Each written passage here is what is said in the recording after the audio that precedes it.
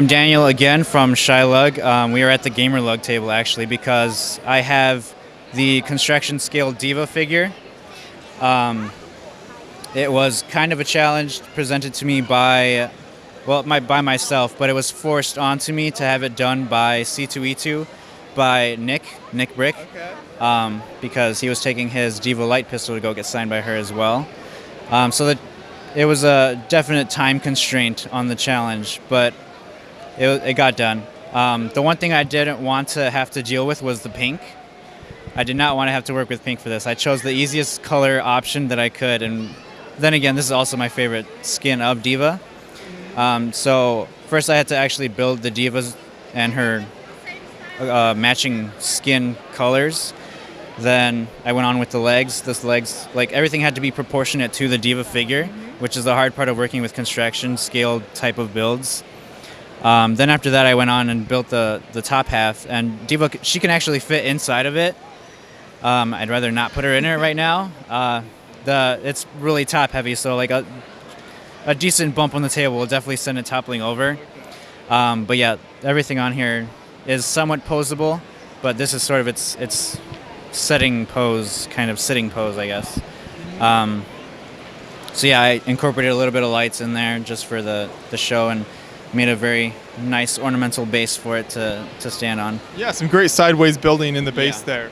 Yeah, it's a little flimsy where the actual clear Technic beams help hold the D.Va mech, but it works for what it needs to work for.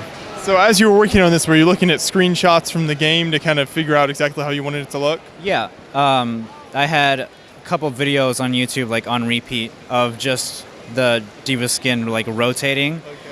I also got the Funko Pop, but that doesn't really help with scale-wise.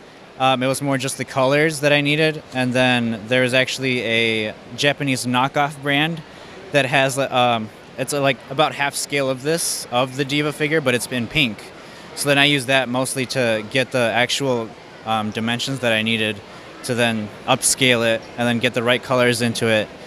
And then I custom printed the stickers that went on here, and there's a signature by Charlotte Chung herself. And then I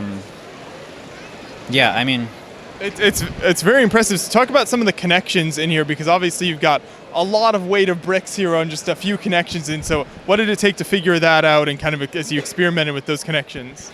Yeah, so I'm actually a pretty decent Bionicle builder. So working with joints and figuring out that kind of stuff is not really natural, but easier to incorporate into system stuff. The actual leg frame itself, the lower half is one solid piece, and then the thigh is another solid piece, so it just rests on each other. But with the base there, it just keeps it steady, so it doesn't move anywhere. It's also somewhat resting on it, so it has a stronger support, so that way it doesn't budge anywhere. But yeah, a lot of this stuff on the interior is actually like Technic or Bionicle stuff. In the arms, we have some of the system ratcheting joints, and just trying to figure out the correct angles and stuff. I actually, in the back of the arms here, I had to use mixel joints at like an offset angle just to keep it steady in one spot. And it actually has the new 1x2 rounded over bricks in the front, because it needed a double connection area in order to actually keep the angle that it has. And then from there into the actual arm, it's the larger Technic joint with like the circle part in the center. Those are really, really useful because those are really strong. Everything else on it is a little weak, so I definitely rely on those to keep some of the poses good.